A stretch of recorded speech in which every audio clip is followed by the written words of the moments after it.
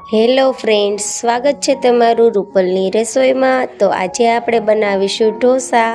ઢોસા બનાવવાની રીત આપણે આજે ખૂબ જ સરળ રીતથી જાણીશું। આપણા ગુજરાતીઓના ઘરમાં ઢોસા ખૂબ જ ફેમસ અને ખૂબ જ બધાને બહુ જ ભાવતા હોય છે। તો ઘણા લોકોથી જાતે ઢોસા બનતા ના હોય કે તેમના ઢોસાના પેપર ઉઠલતા ન હોય, તો તેની હું આજે સરળ અને ઇઝી રીત બતાવીશ।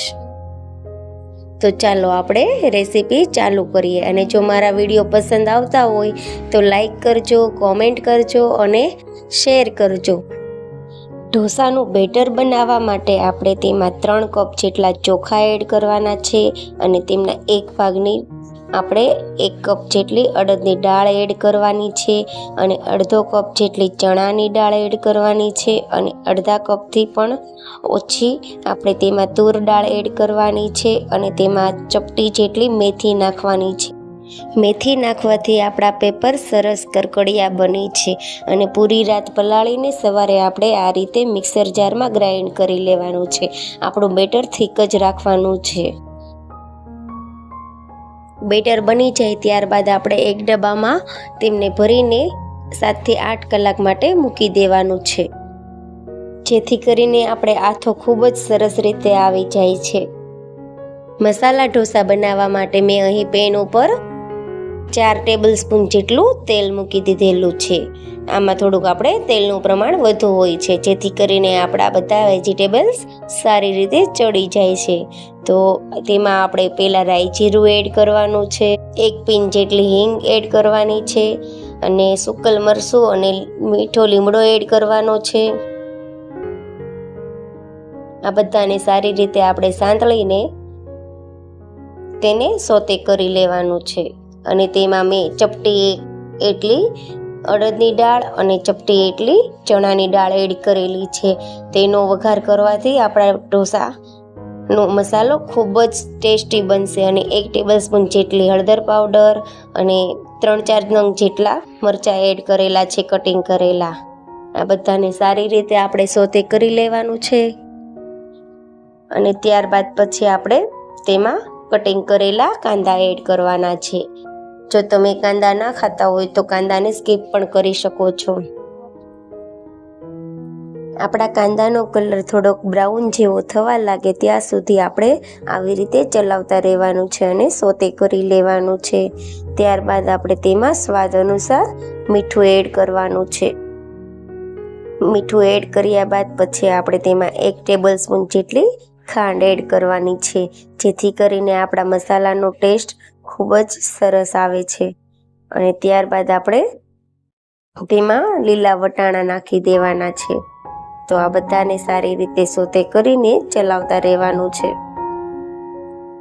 સારી રીતે આપણા કાંદા અને વટાણા સોતે થઈ જાય ત્યારબાદ 1 નંગ કટિંગ કરેલું ટમેટું મેં એડ કરેલું છે। તો ટમેટુંને ચડતા વાર નથી લાગતી એટલે તેને આપણે લાસ્ટમાં જ નાખી દઈશું અને સારી રીતે સોતે કરી લેશું। તો આપણા મસાલા સોતે થઈ જાય ત્યારબાદ આપણે તેમાં 1 નંગ જેટલું લીંબુ એડ કરવાનું છે, જેથી કરીને ખાટો મીઠો ટેસ્ટ સરસ આવે છે। તો તમે જોઈ શકો છો કે આપણા બધા મસાલા તેમાં સારી રીતે મિક્સ થઈ ગયા છે અને સરસ રીતે સોતે પણ થઈ ગયા છે। આ મસાલો આપણો રેડી થઈ જાય ત્યારબાદ આપણે બાફેલા બટેકાની અંદર એડ કરી દેવાનું છે।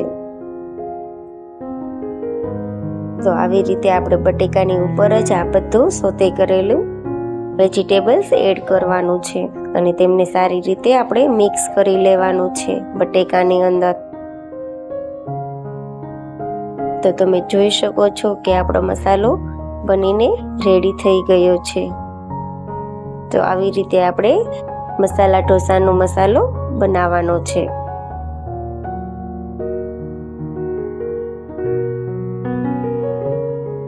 અને ત્યારબાદ તેની ઉપર આપણે કોથમીર એડ કરવાની છે, જેથી કરીને ખૂબ જ સરસ દેખાવમાં લાગે। તો હવે આપણો મસાલો રેડી થઈ ગયો છે અને સાઈડ પર હવે આપણે એક ઢોસાની લોઢી ગરમ કરવા મૂકી દઈએ અને તેમાં આપણે આ રીતે બેટરને નાખવાનું છે અને આવા ગોળ ચમચાની મદદથી આપણે ધીમે ધીમે રાઉન્ડ શેપ આપતા જવાનો છે. તો તમે જોઈ શકો છો કે આપણું બેટર સરસ રીતે બની ગયું છે અને સરસ રીતે લોઢી ઉપર પથરાઈ ગયું છે. ત્યારબાદ ઓઇલ બ્રશની મદદથી આપણે તેમની ઉપર ઓઇલ લગાવવાનું છે. પૂરા પેપરમાં આપણે ઓઇલ લાગી જાય ત્યારબાદ આપણે શેજવાન ચટણી લગાવવાની છે. શેજવાન ચટણીથી જ આપણા ઢોસાનો ટેસ્ટ ખૂબ જ સરસ આવે છે. તો તમે આ એક ટ્રીક જરૂર યુઝ કરજો. તો તમે જોઈ શકો છો કે આપણું પેપર સરસ રીતે નીચેથી ક્રન્ચેસ થવા લાગ્યું છે ધીમે ધીમે. ત્યારબાદ આપણે તેની ઉપર મસાલો રેડી કરેલો હતો તે પાથરવાનો છે. આખા પેપરમાં આ રીતે આપણે મસાલાને પાથરી દેવાનો છે.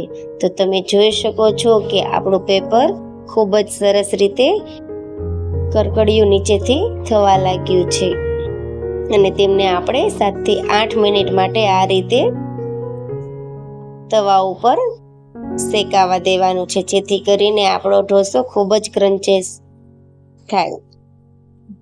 અને આ રીતે આપણે ફરતી બાજુ તવાને ફેરવીને શેકી લેવાનું છે પેપરને.